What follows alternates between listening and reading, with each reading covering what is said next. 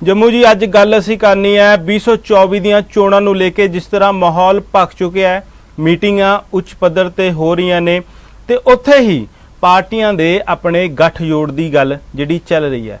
इस वेले जिहड़ी स्थिति बनी हुई है, जेकर गल की जाए श्रोमणी अकाली दल अते बीजेपी दे दोबारा गठजोड़ दीयां जिहड़ियां आवाज़ां उठ रही ने, उत्थे ही बसपा की की स्थिति है। जेकर भविख दे विच अजिहा हुंदा है कि 2024 ਦੀਆਂ ਚੋਣਾਂ ਦੇ ਲਈ बीजेपी ते अकाली दल इकट्ठे हुंदे ने तां फिर बसपा दा की बनेगा, बसपा किहड़े रास्ते दे उपर जावेगा ते नाल ही बसपा दा पंजाब दे विच किस तरह दा जिहड़ा इतिहासिक पिछोकड़ रहा है उस दे बारे भी जिहड़ी अज असीं चर्चा करनी है। ते सानूं दसो कि किस तरह दीयां जिहड़ियां कियासां लगाईयां जा रहीआं इह किन्नियां सही ने अकाली दल अते बीजेपी दा जिहड़ा गठजोड़ है। देखो बल साहब, इस वेले स्थिति बड़ी रोचक बनी हुई है जी। अज दिन दियां दो घटनावां लो, जिहड़े बीजेपी के नवे बने पंजाब के प्रधान ने सुनील जाखड़, वो अज श्री दरबार साहब मत्था टेकण गए। उन्हां दे नाल पंजाब मामलिਆਂ ਦੇ इंचार्ज ਜਿਹੜੇ विजय रुपानी सीगे, विजय रुपानी हुणी, जाखड़ साहब ते ਜਿਹੜੇ विजय सांपला ने साबका मंत्री साबका प्रधान बसपा बीजेपी ਦੇ, ਉਹਨਾਂ ने एक प्रैस कानफ्रेंस की ਅੰਮ੍ਰਿਤਸਰ ਦੇ ਵਿੱਚ। ਦੂਜੇ ਪਾਸੇ ਅਕਾਲੀ ਦਲ ਨੇ ਅੱਜ ਮੀਟਿੰਗਾਂ ਇੱਥੇ ਕੀਤੀਆਂ ਚੰਡੀਗੜ੍ਹ ਦੇ ਵਿੱਚ। ਉੱਥੇ ਵਿਜੇ ਰੁਪਾਨੀ ਹੁਣਾਂ ਨੇ ਕਿਹਾ ਕਿ 2024 ਦੀਆਂ ਲੋਕ ਸਭਾ ਚੋਣਾਂ ਦੇ ਵਿੱਚ ਬੀਜੇਪੀ ਆਪਣੇ ਬਲਬੂਤੇ ਤੇ ਲੜੇਗੀ, ਅਸੀਂ 13 ਦੀਆਂ 13 ਸੀਟਾਂ ਤੇ ਚੋਣ ਲੜਾਂਗੇ, ਅਕਾਲੀ ਦਲ ਨਾਲ ਗੱਠਜੋੜ ਨਹੀਂ ਕਰਾਂਗੇ, ਇਹ ਉਹਨਾਂ ਉੱਥੇ ਕਿਹਾ। ਦੂਜੀ ਕੀ ਚਰਚਾ ਚੱਲ ਰਹੀ ਹੈ, ਜੇ ਗੱਠਜੋੜ ਨਹੀਂ ਕਰਨਗੇ ਤਾਂ किस किस्म के नतीजे होंगे, ये अपने आप च एक वखरा विषय बनता जी। इत्थे चंडीगढ़ च की होया, चंडीगढ़ च सुखबीर बादल होनी लगभग अकाली दल के प्रधान ने 1 महीने बाद विदेश की यात्रा तो बाद आए।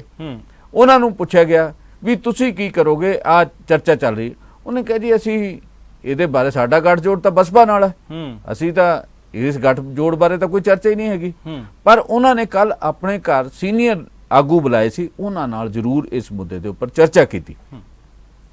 पहला सुखबीर बादल होना ने प्रैस कानफ्रेंस की, मीडिया नाल गल की, उस तो बाद बिक्रम मजीठिया होना ने भी गलबात की, कुछ होरां आगूआं ने माड़ी मोटी चर्चा जिहड़ी मीडिया नाल कीती।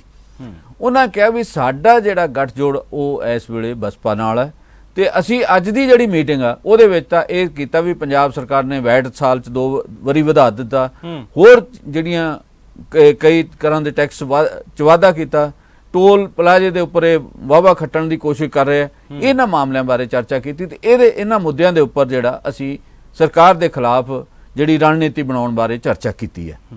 अजे इस गल का उन्हां खुलासा नहीं किया कि वो की करनगे, पर कंसूआं की ने, चर्चा की है। चर्चा है भी जिहड़ी बीजेपी की हाई कमांड है जब बीजेपी के जिहड़े MP सीगे उन्होंने पिछले दिन ही सजा दिता कि सानू जिहड़े पुराने अपने अलाई ने जोटीदार ने उन्होंने अपने फोल्ड दे विच वापस लियाउणा चाहिए, ताकि जिहड़ा मोदी साहब का थोड़ा करिश्मा हेठां नूं आया ते ओहनूं जिहड़ा ओहदी भरपाई करन लई गठजोड़ कीते जाण।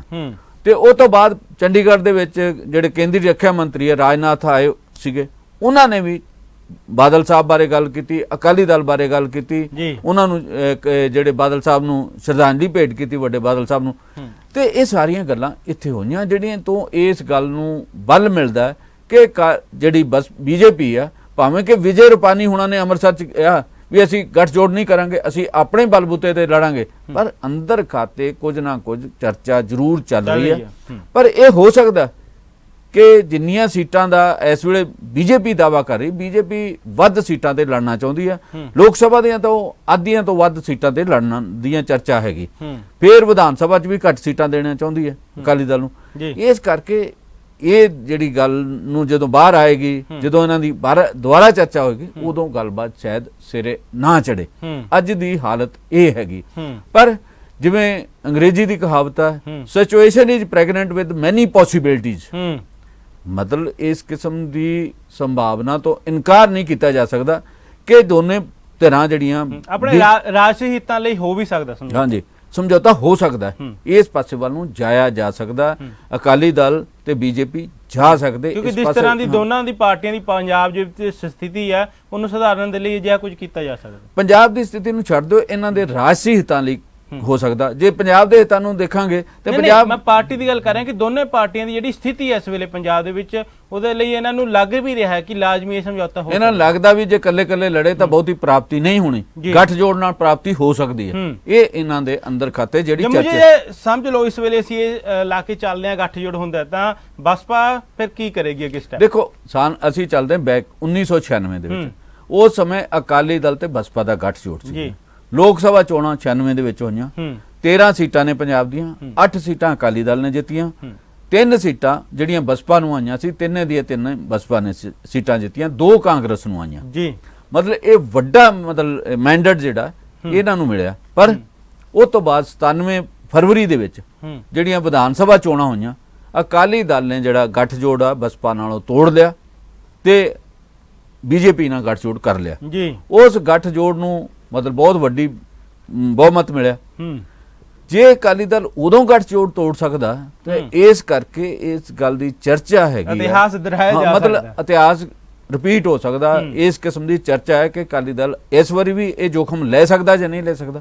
ਉਦੋਂ ਅਕਾਲੀ ਦਲ 'ਚ ਲੀਡਰਸ਼ਿਪ ਵੱਡੇ ਕੱਦ ਬਤਾਲੀ ਸੀਗੀ। ਇਸ ਵੇਲੇ ਬਹੁਤ ਸਾਰੇ ਲੀਡਰ ਜਿਹੜੇ ਆ ਅਕਾਲੀ ਦਲ ਦੇ, ਉਹ ਛੱਡ ਕੇ ਜਿਹੜੇ ਆ ਉਹਦੇ ਚ ਵੱਖਰਾ ਦਲ ਬਣਾ ਲਿਆ ਉਹਨਾਂ ਨੇ। ਸੁਖਦੇਵ ਸਿੰਘ ਢੀਂਡਸਾ, ਬੀਬੀ ਜਗੀਰ ਕੌਰ, ਕੁਝ ਹੋਰਾਂ ਨੇ, ਉਹਨਾਂ ਨੇ ਸੰਯੁਕਤ ਅਕਾਲੀ ਦਲ ਬਣਾਇਆ ਹੋਇਆ ਤੇ ਉਹਨਾਂ ਦੀ ਅਲਟੀਮੇਟਲੀ ਬੀਜੇਪੀ ਨਾਲ ਨੇੜਤਾ ਹੈਗੀ ਜੀ।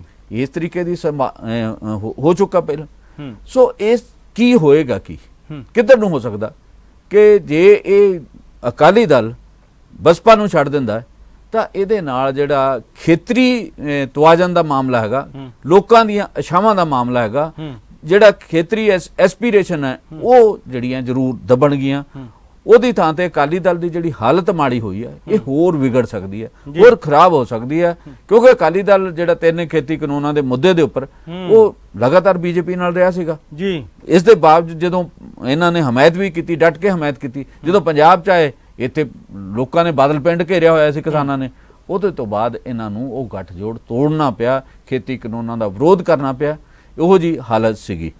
ਤਾਂ ਉਹ ਹੁਣ ਜਿਹੜੀ ਹਾਲਤ ਹੈ ਉਹ ਕੀ ਬਣੇਗੀ ਜੀ? ਜੇ ਬਸਪਾ ਨੂੰ ਬਾਹਰ ਕਰ ਦਿੰਦੇ ਆ, ਬਸਪਾ ਇਕੱਲੀ ਰਹਿ ਜਾਂਦੀ ਹੈ, ਹਾਥੀ ਨੂੰ ਇਕੱਲਾ ਰਹਿ ਕੇ ਕੋਈ ਪੰਜਾਬ 'ਚ ਪ੍ਰਾਪਤੀ ਨਹੀਂ ਹੋਣੀ। ਤੇ ਉਸ ਸਥਿਤੀ ਦੇ ਵਿੱਚ ਬਸਪਾ ਕੀ ਕਰੇਗੀ? ਬਸਪਾ ਲੀਡਰਸ਼ਿਪ ਇਸ ਵੇਲੇ ਚਿੰਤਾ 'ਚ ਹੈ। ਉਹ ਸੋਚ ਰਿਹਾ ਵੀ ਇਕੱਲੇ ਤੌਰ ਤੇ ਤਾਂ ਕੋਈ ਪ੍ਰਾਪਤੀ ਜਿਹੜੀ ਹੋ ਨਹੀਂ ਸਕਦੀ। ਪਿਛਲੀਆਂ ਵਿਧਾਨ ਸਭਾ 'ਚ 3 ਸੀਟਾਂ ਅਕਾਲੀ ਦਲ ਨੂੰ ਆਈਆਂ ਸੀ, 1 ਬਸਪਾ ਦਾ MLA ਜਿੱਤਿਆ ਸੀਗਾ, ਟੋਟਲ 4 ਸੀਟਾਂ ਇਹਨਾਂ ਨੂੰ ਆਈਆਂ ਸੀਗੀਆਂ। ਤੇ ਅੱਗੇ ਨੂੰ ਕੀ ਕੀਤਾ ਜਾਵੇ? ਉਹਨਾਂ ਨੇ ਕੱਲ ਜਿਹੜਾ ਇਹਨਾਂ ਦੇ ਬਸਪਾ ਪੰਜਾਬ ਦੇ ਪ੍ਰਧਾਨ ਨੇ ਸਰਜੀਤ ਸਿੰਘ ਗੜੀ, ਉਹਨਾਂ ਨੇ ਕਾਫੀ ਤਿੱਖਾ ਬਿਆਨ ਜਿਹੜਾ ਬੀਜੇਪੀ ਬਾਰੇ ਦਿੱਤਾ ਜੀ। ਉਹਦੇ ਵਿੱਚ ਉਹਨਾਂ ਨੇ ਕਈ ਕਿਸਮ ਦੇ ਤਿੱਖੇ ਦੋਸ਼ ਲਾਏ ਵੀ ਬੀਜੇਪੀ ਕੀ ਕਰ ਰਹੀ। ਉਹਦੇ ਤੋਂ ਇਹ ਸੰਕੇਤ ਮਿਲਦੇ ਕਿ ਜਿਹੜੀ ਬਸਪਾ ਹੈ ਇਹ ਕਾਂਗਰਸ ਵਾਲੇ ਪਾਸੇ ਨੂੰ ਵੀ ਤੁਰ ਸਕਦੀ ਹੈ ਜੀ, ਤੇ ਹਾਕਮ ਤੇ ਆਪ ਵੱਲ ਨੂੰ ਵੀ ਜਾ ਸਕਦੀ ਹੈ। ਕਿੱਧਰੋਂ ਉਹਨਾਂ ਦਾ ਕੰਪਰੋਮਾਈਜ਼ ਹੋਏਗਾ, ਕਿੱਧਰੋਂ ਮਤਲਬ ਨੇੜਤਾ ਮਿਲੇਗੀ, ਕੌਣ ਉਹਨਾਂ ਨੂੰ ਜਿਹੜਾ ਉਹ ਹੱਕ ਮੰਗਣਗੇ, ਸੀਟਾਂ ਮੰਗਣਗੇ, ਕੌਣ ਉਹਨਾਂ ਨੂੰ ਦੇਗਾ। ਇਸ ਕਰਕੇ ਬਸਪਾ ਉਸ ਪਾਸੇ ਵੱਲ ਨੂੰ ਜਾ ਸਕਦੀ ਆ। ਉਹਨਾਂ ਦੀ ਲੀਡਰਸ਼ਿਪ ਦੇ ਵਿੱਚ ਇਸ ਕਿਸਮ ਦੀ ਥਿੰਕਿੰਗ ਆ। ਪਰ ਅਜੇ ਯਤਨ ਹੈਗੇ ਉਹਨਾਂ ਦੇ ਵੀ ਜਿਹੜਾ ਸਾਡਾ ਸਮਝੌਤਾ ਹੈ ਬਰਕਰਾਰ ਰਿਹਾ, ਮਤਲਬ 96 ਜਿਹੜਾ 97 ਚ ਹੋ ਗਿਆ ਸੀ, ਟੁੱਟ ਗਿਆ ਸੀਗਾ, ਉਹ ਨਾ ਟੁੱਟੇ, ਇਹ ਜਾਰੀ ਰਵੇ। ਜੇ ਸਮਝੌਤਾ ਜਾਰੀ ਰਹਿੰਦਾ, ਇਹ ਸਮਝੌਤਾ ਪੰਜਾਬ ਦੇ ਹਿੱਤ ਦੇ ਵਿੱਚ ਵੀ ਆ, ਅਕਾਲੀ ਦਲ ਦੇ ਹਿੱਤ ਵਿੱਚ ਵੀ ਆ, ਬਸਪਾ ਦੇ ਹਿੱਤ ਵਿੱਚ ਵੀ ਆ। ਪਰ ਫੈਸਲਾ ਤਾਂ ਲੀਡਰਸ਼ਿਪ ਨੇ ਲੈਣਾ ਨਾ, ਅਕਾਲੀ ਦਲ ਦੀ ਨੇ। ਅਕਾਲੀ ਦਲ ਦੀ ਲੀਡਰਸ਼ਿਪ ਅਗਲੇ ਦਿਨਾਂ ਦੇ ਵਿੱਚ ਕੀ ਫੈਸਲਾ ਕਰਦੀ ਹੈ, ਇਹ ਦੇਖਣਾ ਹੋਏਗਾ। ਤੇ ਇਸ ਗੱਲ ਦੇ ਉੱਪਰ ਸਾਰੇ ਹੀ ਦਰਸ਼ਕਾਂ ਦੀ ਵੀ ਨਜ਼ਰ ਰਹੇਗੀ। ਤੇ ਅੱਜ ਦਾ ਜਿਹੜਾ ਸਾਡਾ ਮੁੱਦਾ ਸੀ, ਇਹਦੇ ਉੱਪਰ ਜੰਮੂ ਜੀ ਨੇ ਬਹੁਤ ਹੀ ਬਰੀਕੀ ਦੇ ਨਾਲ ਇਤਿਹਾਸਿਕ ਪਿਛੋਕੜ ਦੀਆਂ ਜਿਹੜੀਆਂ ਸਾਡੇ ਕੋਲ ਫੈਕਟ ਸੀ ਉਹਨਾਂ ਦੇ ਨਾਲ ਗੱਲ ਕੀਤੀ ਹੈ, ਵਿਸ਼ਲੇਸ਼ਣ ਜਿਹੜਾ ਕੀਤਾ ਜੰਮੂ ਜੀ। ਆਉਣ ਵਾਲੇ ਦਿਨਾਂ ਦੇ ਵਿੱਚ ਜਿਹੜੀਆਂ ਵੀ ਅਜਿਹੀਆਂ ਘਟਨਾਵਾਂ ਹੋਣਗੀਆਂ, ਮੁੱਦੇ ਹੋਣਗੇ, ਉਹਨਾਂ ਦੇ ਉੱਪਰ ਆਪਾਂ ਚਰਚਾ ਕਰਦੇ ਰਹਾਂਗੇ। ਜੁੜੇ ਰਹੋ, ਨਵਾਂ ਪੰਜਾਬ ਦੇਖਦੇ ਰਹੋ। ਧੰਨਵਾਦ।